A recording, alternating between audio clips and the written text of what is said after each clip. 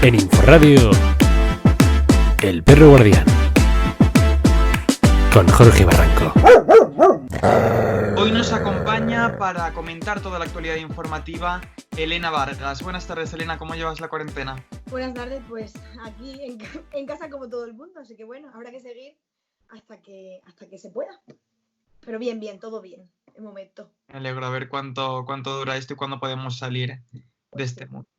Vamos a repasar contigo los últimos acontecimientos, Elena, porque ayer se celebró la primera sesión de control al gobierno en el Congreso de los Diputados desde que se declaró el estado de alarma el pasado 14 de marzo. Se trata de una nueva sesión de control al Ejecutivo de Pedro Sánchez que se celebra en medio de un ambiente de crispación, no solo por las críticas a su gestión en la crisis del nuevo coronavirus, sino también por la desconfianza que genera entre algunos grupos de la oposición su oferta de forjar unos nuevos pactos de la Moncloa. ¿Cómo ha sido la primera sesión de control al gobierno en estado de alarma, Elena? Sí, ayer, como ya decías, se llevó a cabo la primera sesión de control al gobierno. Fue atípica debido pues a todo lo que está ocurriendo con la pandemia. Aquí el líder del PP, Pablo Casado, afirmó tajantemente que lo que Pedro Sánchez estaba haciendo era un teatro al pedir la ayuda y la colaboración del resto de partidos, porque así lo que hacía básicamente, según palabras del líder del PP, era quitarse y repartirse las culpas y las responsabilidades de la manera en la que estaba llevando la gestión de la pandemia el propio gobierno. Las palabras son palabras, vaya, del líder del Partido Popular, con el que Pedro Sánchez durante toda la sesión evitó confrontar, y es más, como ya decía, lo que pedía era aunar fuerzas de todos los partidos contra el virus, reclamando esa nueva forma de hacer política, porque según ha asegurado Sánchez, la envergadura de la crisis económica y social será de una manera que será, evidentemente, nos concierne a todos, y lo que pedía era la unidad de todos los partidos para poder llevar muchísimo mejor a cabo esta crisis. Sí, ha repetido en varias ocasiones que estamos ante la crisis más grave en un siglo. Sí. Sí, básicamente por eso, él está totalmente, por eso básicamente en toda la sesión no quiso tener confrontación ni con, no fue igual. Pablo Iglesias sí que se dirigió en concreto a Cayetana y también a la que estaba representando a Vox allí en el Congreso, semivacío, por cierto, porque verlo era, de verdad, de una película. Desde luego estamos utilizando mucho, creo, el Black Mirror, la serie Black Mirror, pero de verdad es que es, no sé, muy apoteósico todo. Sí. Mirror. Pero sí que lo que decía Pablo Iglesias, sí que, bueno, sabemos que tiene mucha más confrontación y sí que sabe, bueno, pues tirar la pullita, ¿no? Pero Pedro Sánchez, la verdad es que se ha mantenido un poco al margen Yo pienso o veo como que lleva toda la responsabilidad en sus espaldas. A él lo que le conviene es tener a todos a favor, estar unidos, por eso llama tanto a la unión. Sí. No, y ya supongo que más por el hecho de tener, de ser una unión porque sí, sino porque evidentemente es mucho más fácil de controlar y de gestionar tanto la crisis sanitaria como la crisis económica que va a venir. Entonces creo que es muchísimo más conveniente que todos ayudaran a utilizar todo esto como una campaña. Pero bueno, ahí dejo. Vamos con otro tema. El barómetro publicado por el Centro de Investigaciones Sociológicas, el CIS de toda la vida, este miércoles ha generado una gran controversia. ¿Qué conclusiones sacamos, Elena, del CIS de Tezanos? Pues sí, la controversia, a ver, la hemos podido ver evidentemente en todos los medios de comunicación, pero nosotros, al ser más jóvenes, sí que es verdad que en las redes sociales ha tenido muchísima presencia toda este barómetro que ha llevado a cabo, diciendo que un 47,8% de los encuestados españoles estaban mostrando desacuerdo a la gestión llevada por Pedro Sánchez, y un 46,5% sí que estaba mostrando confianza en el gobierno, que básicamente es un 50-50, podría decirse, con unos matices. Y bueno, y en esta encuesta ha sido realizada a 3.000 personas, 3.000 españoles, por vía telefónica. Entonces, básicamente lo que se ha tenido en cuenta ha sido, quiero decir, en la prensa se ha tenido mucho peso a este desacuerdo de un 47,8%, pero yo me pregunto que por qué no se ha tenido en cuenta, no se ha tenido en cuenta el 46,5% que sí que estaba a favor. Como ya repito, básicamente es un 50-50. prácticamente. Y creo que quizá la gente o lo que las personas que no están de acuerdo con el gobierno ha utilizado quizá este dato, que bueno, podríamos también cuestionarlo porque son 3.000 personas encuestadas de toda la población nacional, con lo cual, bueno, también tiene su aquel, ¿no? Pero básicamente se puede cuestionar en el sentido de que ha sido usado un poco como oportunista. Es decir, un 47% está de desacuerdo, pero un 46% está de acuerdo. Entonces, bueno, se abre un poco el debate, ¿no? De poder decir, no sé cómo decirte. Salió el PSOE publicó a raíz de esta encuesta de la que hablamos, un 97,3% de la ciudadanía respalda las medidas adoptadas por el gobierno para frenar la crisis, pero Sí. se trataba de un bulo porque no eran así los datos, sino el CIS preguntaba sobre la necesidad de las medidas adoptadas Sí. y sumaba un 97,3%, la necesidad de adoptar medidas, no del respaldo, idoneidad o eficiencia de las mismas. Respecto a esa pregunta, respecto a las medidas que se han adoptado en España para combatir el COVID-19, se preguntaba, ¿cree usted que son muy necesarias, poco necesarias o nada necesarias? Y ahí sí, un 72,6% decía muy necesarias y un 24,7% necesarias. Sí, como decía, las preguntas han sido en torno a la unidad que está mostrando el presidente del gobierno y la posibilidad de restringir y controlar informaciones, entre otras muchas preguntas. Y también se sacaban datos como que el 8 de cada 10 españoles creen que los partidos deben apoyar al gobierno y evitar las críticas, es decir, lo que pasó ayer. Creen que quizá esas confrontaciones que está teniendo lugar en el Congreso deberían dejarse a un lado y colaborar con el gobierno, te guste o no quien esté gobernando, precisamente porque es mucho más, facilitaría las cosas. Bueno, 8 de cada 10 españoles encuestados están de acuerdo con esto. Entonces, también es otro dato que es interesante tener en cuenta, ¿no?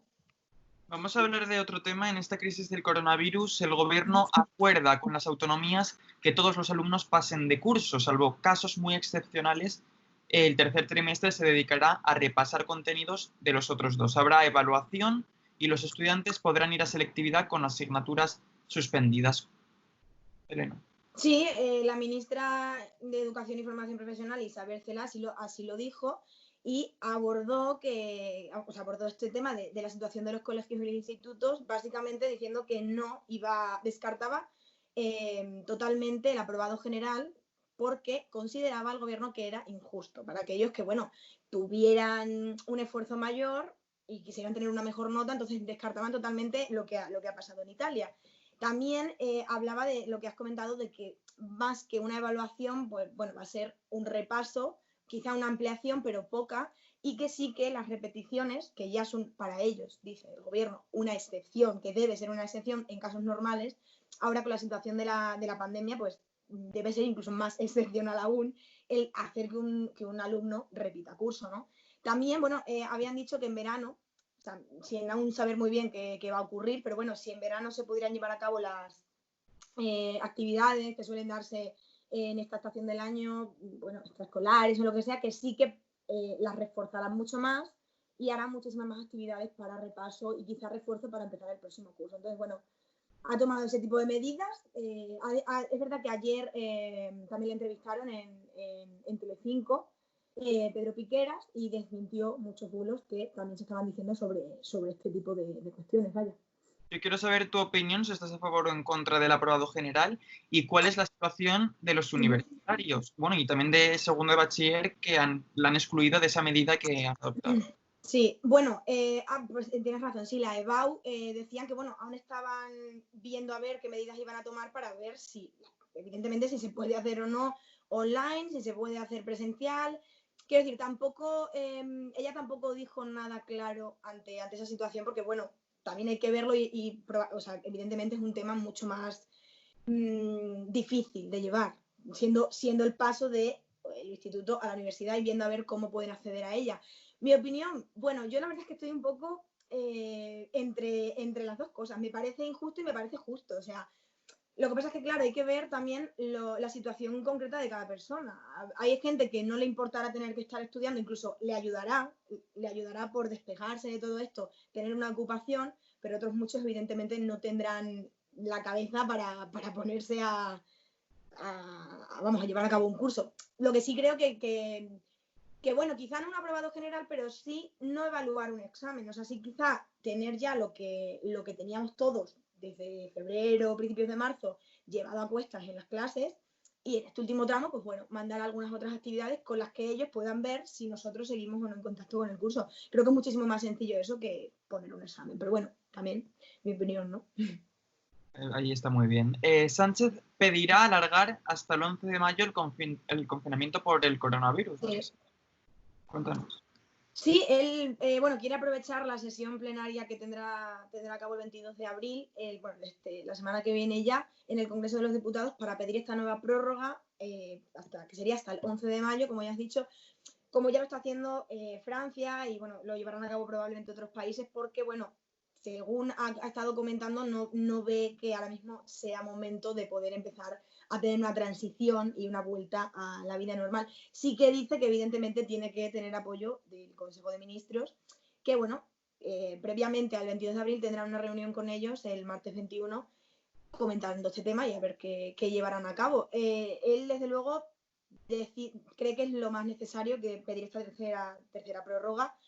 Y bueno, a ver qué pasa, no sabemos. Creo que esto va a seguir, claro, lo que no pueden hacer es, pues, van a ser 3 meses encerrados en casa y ya no dice nada más. Claro. Tienen que ir prorrogándose y poco a poco, entonces sí. A lo mejor cuando se acerque el 11 de mayo, pues pedirá otros 15 días más hasta que sea todo lo que sea necesario, ¿no? Sí, no, yo pienso que, hombre, creo que es lo mejor, porque mentalmente creo que todos el estar tan encerrados y no pudiendo hacer nuestra vida normal, hombre, es un problema. Y yo creo que también tener cada 2 semanas al presidente que te diga qué va a pasar, pues creo que es muchísimo mejor mentalmente eso para llevar todo esto que te diga lo que tú dices, ¿no? 3 meses y ya veremos a ver de aquí a que termine.